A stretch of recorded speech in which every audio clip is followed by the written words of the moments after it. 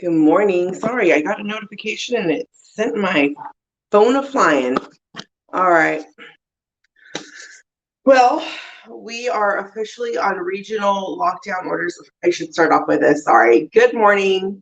You're watching Mercedes Morning Motivation. I'm Mercedes. And now let's get into the nitty-gritty. There's another regional lockdown. I live here in California. Our region is closed. The region we were supposed to go to the week after Christmas canceled our camping reservation for New Year's, which blows. Uh, I mean, people are going to be out of jobs right now. Schools are figuring out how to handle things.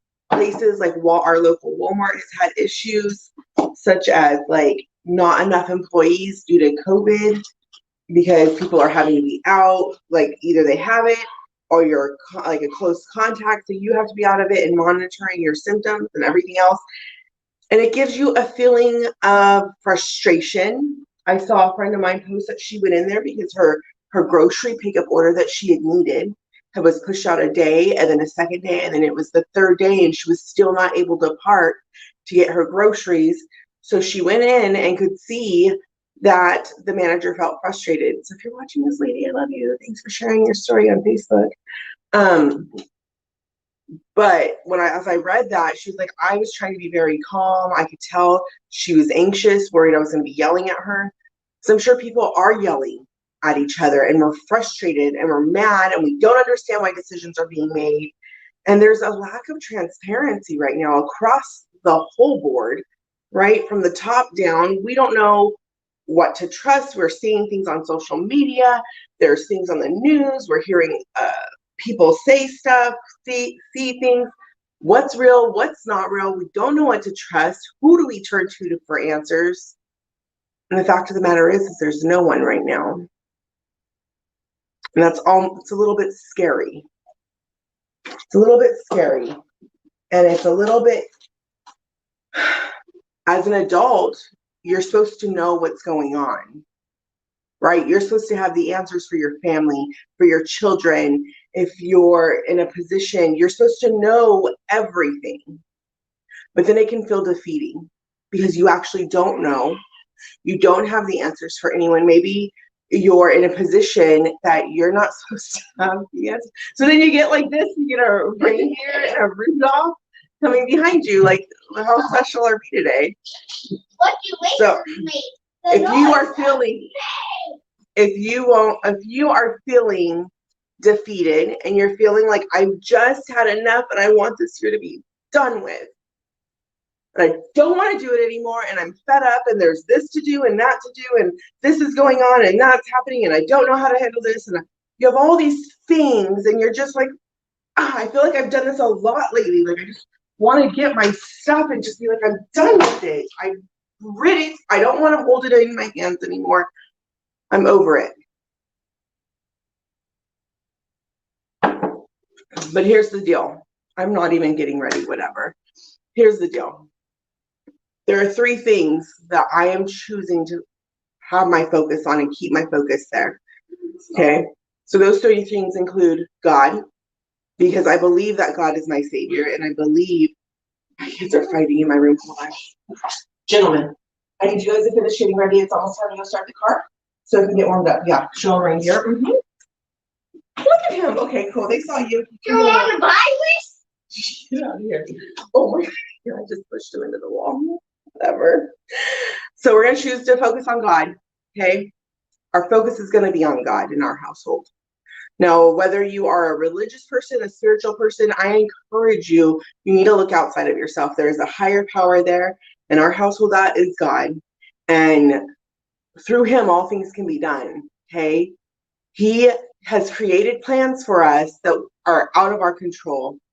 Okay, if I have a daily prayer that I say that I can see people through his eyes, do his work, hear people with his ears, and use have his words come out of my mouth, because I'm not anything special or great. Let's be honest here, right? And I fail on most days, but God does not.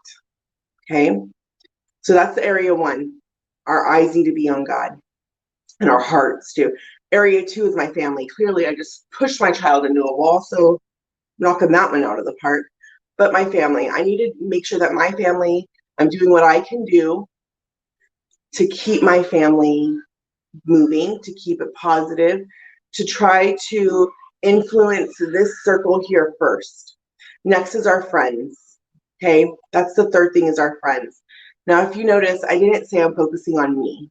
That doesn't mean I'm not paying attention to myself and my well-being, because I am.